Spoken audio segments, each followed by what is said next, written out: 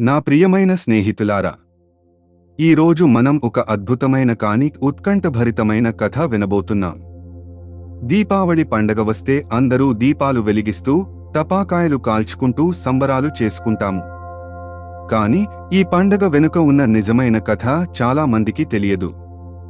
చెడుపై మంచి గెలిచిన పండగ అని చెప్పుకుంటాం, కాని నరకాసురుడిని తన సొంత తల్లి సత్యభామ వధించిందనే విషయం ఎంతమందికి తెలుసు? చివరి వరకు చూడండి, మీకే తెలుస్తుంది. చాలా కాలం క్రితం త్రేతాయుగంలో హిరణ్యాక్షుడు అనే భయంకరమైన రాక్షసుడు ముల్లోకాలను వేధిస్తూ భూమిని సముద్రంలో దాచిపెట్టాడు. లోకాలను రక్షించడానికి విష్ణుమూర్తి వరాహస్వామి అవతారం ఎత్తాడు, ఒక శక్తివంతమైన పంది రూపం. ఆయన హిరణ్యాక్షుడితో ఘోర యుద్ధం చేసి అతడిని సంహరించి భూమిని సముద్రపు అగాధం నుండి రక్షించాడు. ఆ సమయంలో వరాహ రూపంలో ఉన్న విష్ణువు భూదేవిని, భూమి దేవత, వివాహం చేసుకున్నాడు. వారి కలయిక నుండి ఒక శక్తివంతమైన కుమారుడు జన్మించాడు. అతడే నరకాసురుడు లేదా నరకుడు. తండ్రి విష్ణుమూర్తి, తల్లి భూదేవి, ఇంత దైవత్వం ఉన్న సంతతికి జన్మించిన ఈ బిడ్డకు అసాధారణ శక్తులు, సామర్థ్యాలు ఉన్నాయి. విష్ణుమూర్తి తన కుమారునికి కామరూప నగరమైన ప్రాగ్జ్యోతిష్య దేశాన్ని పాలించే బాధ్యత అప్పగించాడు. అంతేకాదు, శక్తి అనే దివ్యాస్త్రాన్ని, అద్భుతమైన దివ్య రథాన్ని కూడా వరాలుగా ప్రసాదించాడు. ఈ దివ్య ఆయుధాలతో, తండ్రి ఆశీస్సులతో నరకుడు మంచి పాలకుడుగా పరిపాలన మొదలుపెట్టాడు. మొదట్లో నరకాసురుడు చాలా సజ్జనుడుగా, ధర్మబద్ధంగా రాజ్యాన్ని పరిపాలించాడు. ప్రజలు అతడి పాలనలో సంతోషంగా, సురక్షితంగా జీవించారు. మునులను, బ్రాహ్మణులను గౌరవించేవాడు. తన తండ్రి విష్ణుమూర్తి బోధించిన ధర్మ మార్గంలో నడిచేవాడు. ప్రాగ్జ్యోతిష్య దేశం అతని పాలనలో వృద్ధి చెందింది. సామ్రాజ్యం విస్తరించింది. కాని ఈ మంచి కాలం ఎక్కువ కాలం కొనసాగలేదు. ఒకరోజు నరకాసురునికి బాణుడు అనే రాక్షసుడితో స్నేహం కలిగింది. బాణుడు చాలా మాయావి, కపటి. అతడికి దేవతలపై, మునులపై పగ ఉండేది. శక్తిమంతులు తమ బలాన్ని ఉపయోగించి ఇష్టం వచ్చినట్లు ప్రవర్తించవచ్చని నమ్మేవాడు. అతడి తప్పుడు సలహాలు, చెడు బోధనలు నరకాసురుని మార్చడం మొదలుపెట్టాయి. నీకు ఇంత శక్తి ఉంది, దివ్యాస్త్రాలు ఉన్నాయి, నీ తండ్రి విష్ణుమూర్తి. అయితే నీవు ఎందుకు మరి సామాన్యుడిలా ప్రవర్తిస్తున్నావు? దేవతలు, మునులు నీకు సామాన్యులు. నీవు వారికంటే శక్తివంతుడివి అని బాణుడు నరకుని మనసులో విషం నింపడం మొదలుపెట్టాడు. మంచి సలహాదారులు, గురువులు దూరం అయ్యారు. బాణుడి మాటలే శాసనమయ్యాయి. నెమ్మదిగా నరకాసురుడి స్వభావం మారిపోయింది. ధర్మం మర్చిపోయాడు. అహంకారం పెరిగింది. తన శక్తిని దుర్వినియోగం చేయడం మొదలుపెట్టాడు. మార్పు స్పష్టంగా కనిపించింది ఒక ఘటనలో. వశిష్ఠ మహర్షి, ఆ కాలంలోని గొప్ప ఋషుల్లో ఒకరు, ప్రాగ్జ్యోతిషపురంలోని కామాఖ్యదేవి ఆలయంలో పూజ చేయడానికి వెళ్లారు. ఇది ఆ ప్రాంతంలోని అత్యంత పవిత్రమైన ఆలయం. ప్రతిరోజు వేలాది మంది భక్తులు దర్శనానికి వచ్చేవారు. కాని ఆ రోజు నరకాసురుడు అహంకారంతో, రాజ్యగర్వంతో ఆలయ ద్వారాలు మూసివేయించాడు. నేను ఇక్కడి రాజును. నా అనుమతి లేకుండా ఎవరూ ఆలయంలోకి వెళ్లకూడదు. మహర్షులు అయినా, దేవతలు అయినా పర్వాలేదు అని ప్రకటించాడు. వశిష్ఠ మహర్షి ఆలయ ద్వారం ముందు నిలబడి ఆశ్చర్యపోయారు. ఇంత గొప్ప వంశానికి చెందినవాడు, దైవ సంతతి, ఇలా ధర్మాన్ని మరిచిపోయాడా? రాజ్య మదంతో దేవుడిని కూడా అడ్డుకుంటున్నాడా? కోపంతో, బాధతో వశిష్ఠ మహర్షి శాపం ఇచ్చారు. ఓ నరకాసురా! నీ అహంకారం నిన్ను నాశనం చేస్తుంది. నీవు మంచి పుట్టుక కలవాడివి, కాని చెడు మార్గం ఎంచుకున్నావు. వినుము, నీవు నీ సొంత తల్లి చేతుల్లోనే మరణిస్తావు. ఈ మాటలు విన్న నరకాసురుడు ముందట నవ్వాడు. తల్లి నన్ను ఎలా చంపుతుంది? భూదేవి నాకు ఏమి చేయగలదు అనుకున్నాడు. కాని మహర్షుల శాపం ఎప్పుడూ ఫలిస్తుందని అతనికి తెలుసు. భయం కమ్మింది. శాపం నుండి తప్పించుకోవడానికి నరకాసురుడు బ్రహ్మలోకానికి వెళ్లి కఠిన తపస్సు చేశాడు. 100 సంవత్సరాలు నిలబడి, ఆహారం తీసుకోకుండా, నీరు తాగకుండా తపస్సు చేశాడు. బ్రహ్మదేవుడు ప్రత్యక్షమయ్యారు. పుత్ర, ఏమి వరం కావాలి? అడిగారు బ్రహ్మ. స్వామీ, దేవతలు, రాక్షసులు, మానవులు, ఎవరి చేతిలో నాకు మరణం రాకూడదు. నేను అజేయుడినే ఉండాలి అని కోరాడు నరకాసురుడు. బ్రహ్మదేవుడు ఆలోచించారు. వశిష్ఠ మహర్షి శాపం తెలుసు. అది తప్పదు. కాని వరం ఇవ్వాల్సిందే. తథాస్తు. దేవతలు, రాక్షసులు, మానవులు నిన్ను చంపలేరు. కాని వశిష్ఠ మహర్షి శాపం నెరవేరుతుంది అని వరం ఇచ్చారు. నరకాసురుడు సంతోషించాడు. తల్లి భూదేవి అతన్ని ఎలా చంపుతుంది? దేవతలు, రాక్షసులు చంపలేరు. మానవులకు శక్తి లేదు. అతను ఇప్పుడు అజేయుడు అని భావించాడు. వరం పొందిన తర్వాత నరకాసురుడు పూర్తిగా మారిపోయాడు. ఇప్పుడు అతన్ని ఎవరూ ఆపలేరు అనే గర్వం. అతని పాలన భయానకంగా మారింది. దేవతలను హింసించడం మొదలుపెట్టాడు. మునులను, ఋషులను అవమానించాడు. వారి ఆశ్రమాలను దహనం చేశాడు. యజ్ఞాలకు ఆటంకం కలిగించాడు. ప్రజలను అత్యాచారం చేశాడు. భూమిపై ధర్మం అంతరిస్తోంది. ఇంద్రుడు, దేవతాధిపతి, స్వర్గానికి వచ్చి యుద్ధం చేయమని సవాల్ విసిరాడు నరకాసురుడు. భయంకరమైన యుద్ధం జరిగింది. బ్రహ్మవరం వల్ల నరకాసురుడు ఇంద్రుడిని ఓడించాడు. స్వర్గాన్ని ఆక్రమించాడు. ఇంద్రుడి సింహాసనాన్ని, ఐరావతాన్ని స్వాధీనం చేసుకున్నాడు. దేవతలు పారిపోయారు. అక్కడితో ఆగలేదు. అతడు 16,000 మంది రాజకన్యలను బలవంతంగా చెరపట్టి తన రాజధానికి తీసుకువచ్చాడు. వారి తల్లిదండ్రులు, రాజులు ఏడ్చారు, మొరపెట్టుకున్నారు. కాని నరకాసురుడికి దయలేదు. అదృష్టమణి అనే అద్భుతమైన రత్నాన్ని దేవతల నుండి దొంగిలించాడు. వరుణ దేవుడి గొడుగును దొంగిలించాడు. మందార పర్వతాన్ని స్వర్గం నుండి లాగేసి తన రాజధానిలో నాటాడు. అతని అక్రమాలకు అంతం లేదు. స్వర్గంలో చోటు లేక దేవతలు విష్ణుమూర్తి వద్దకు వెళ్లారు. ఇంద్రుడు, వరుణుడు, అగ్ని, వాయువు అందరూ కలిసి విష్ణువును ప్రార్థించారు. ప్రభూ, నరకాసురుడు ముల్లోకాలను హింసిస్తున్నాడు. అతడు మీ కుమారుడే అయినా ఇప్పుడు అధర్మానికి ప్రతీక అయ్యాడు. మాకు స్వర్గంలో స్థానం లేదు.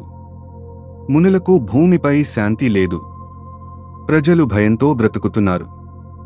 దయచేసి మాకు ఉపాయం చెప్పండి. విష్ణుమూర్తి గంభీరంగా చెప్పారు. దేవతలారా, నరకాసురుడు నా కుమారుడు నిజమే. కాని అతడు ధర్మాన్ని విడిచిపెట్టాడు. బ్రహ్మదేవుని వరం వల్ల మీరు అతన్ని ఓడించలేరు.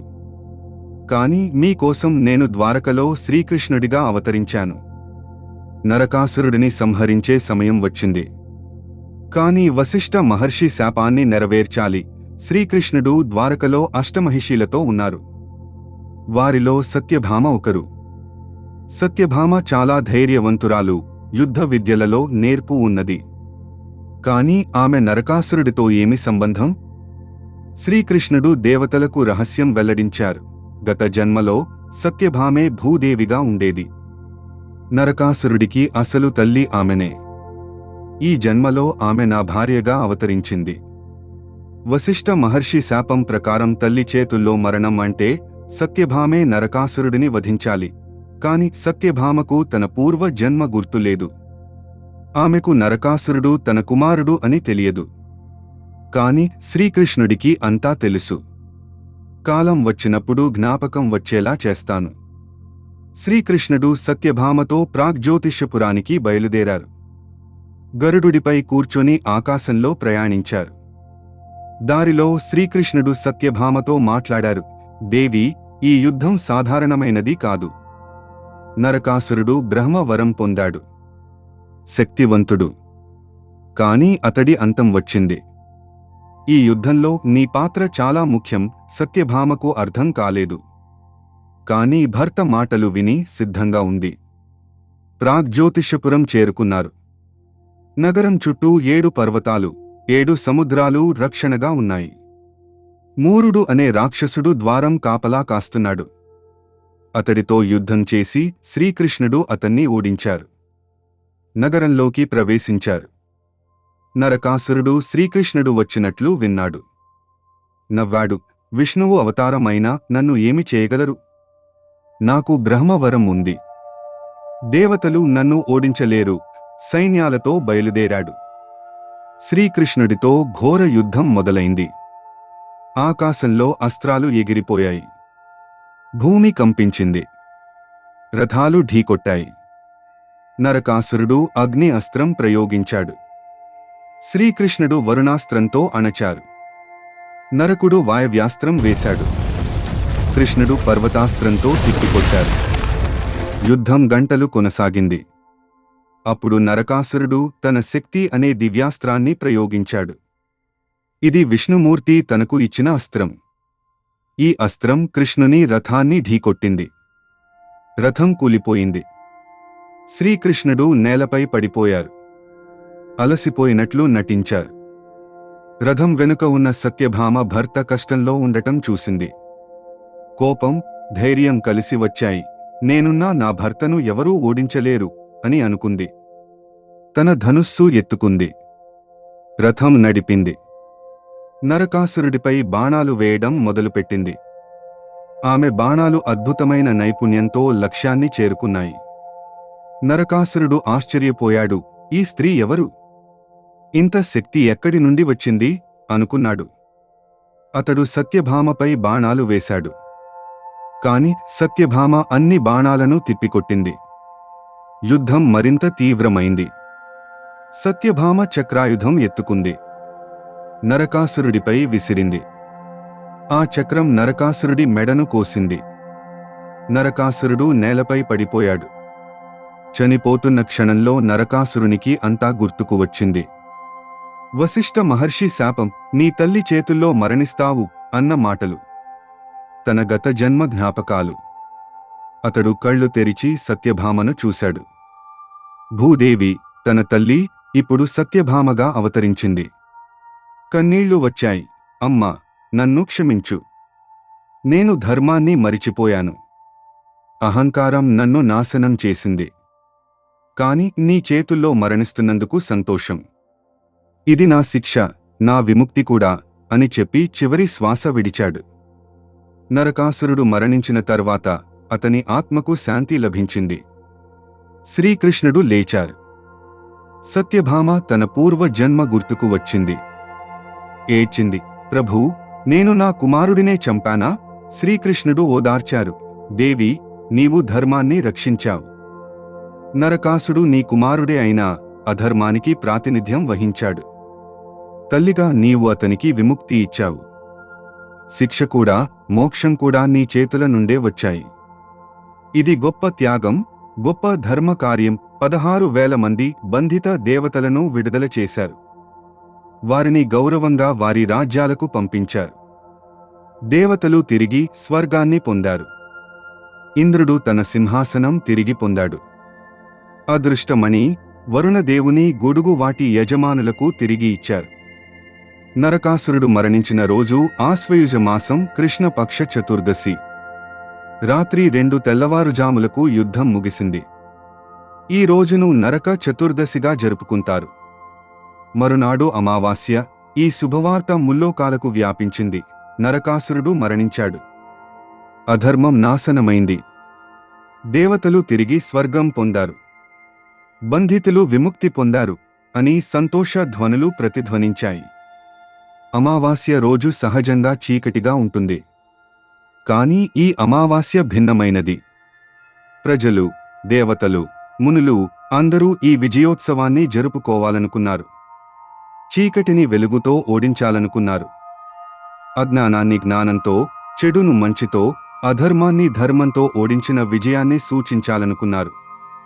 అందరూ తమ తమ ఇళ్లలో, గుడులలో, వీధుల్లో దీపాలు వెలిగించారు. టపాకాయలు కాల్చారు. పూలమాలలు వేసుకున్నారు. మిఠాయిలు పంచుకున్నారు. పాడారు, నృత్యం చేశారు. ఆ రోజు మొత్తం లోకం వెలుగులతో నిండిపోయింది. దీపాలు అంటే వెలుగులు, ఆవళి అంటే వరుస. దీపాల వరుస, వెలుగుల పండగ దీపావళి. ఆ రోజు నుండి ప్రతి సంవత్సరం ఆశ్వయుజ మాసం అమావాస్య రోజు దీపావళి పండగగా జరుపుకుంటున్నారు. ఫ్రెండ్స్, ఈ కథ మీకు నచ్చితే లైక్ చేయండి, షేర్ చేయండి, కామెంట్ చేయండి మరియు మన ఛానల్ను సబ్స్క్రైబ్ చేయండి. మరిన్ని తెలుగు కథల కోసం మన ఛానల్ను ఫాలో అవ్వండి. Thank you very much.